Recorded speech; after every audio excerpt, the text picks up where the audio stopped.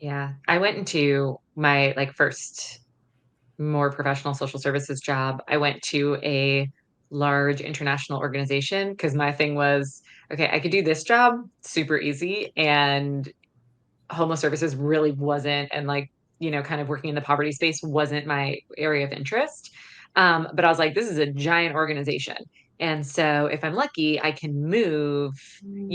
you can think like that. Like, okay, so maybe I want to work in this population. I can get a job that is in that organization, but not necessarily doing exactly what I want. It's a lot easier to move within organizations Hmm. than to move like, complete jobs.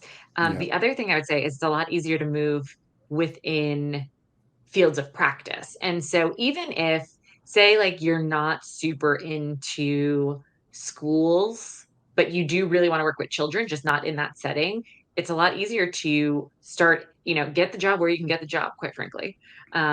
Get the experience that can get you to where you want to go. So one of the things that I always, when I'm doing like mentorship, which everyone should get a mentor, you can sneakily do it too. They don't have to know that you're their mentor. That's how I get all of mine. I just start calling them and inviting them to coffee often enough that they sooner or later get the picture that they're my mentor, but it's like a year after and then they can't back out from there. So Yeah. mentors are great. I love Mhm. them. Uh, But the other thing I would say is um, when you are looking for like kind of those first couple of jobs, the thing I always say is look for the job that is the dream job that you want to do in 10 years. Where do you want to be? If you think like this, some people are like, Sabrina, I could care less where I am in 10 years, and that's fine too.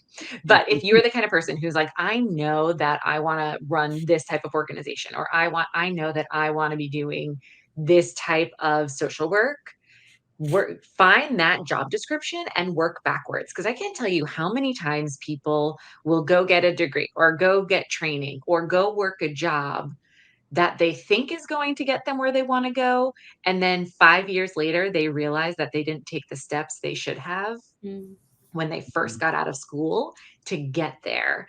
And so I will just say, like, when I would look at jobs that was really interested in doing, like, in the future, most of them are, like, executive director jobs and, you know, like, obviously, I'm, like, the policy dork, so, like, running for Congress, whatever I do, all of those things, I looked at, like, what are those job descriptions, and none of them had anything about being licensed.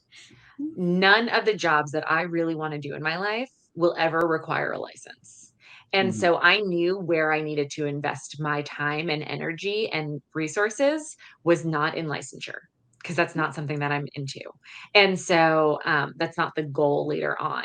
And so know what, if you have an idea of like, my dream job is to do this, look at as many job descriptions for that dream job that you can find and work backwards for your career path.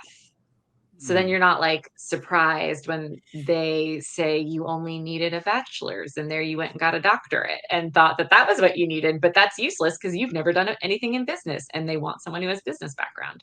So mhm. definitely use that to guide what you're going to do next.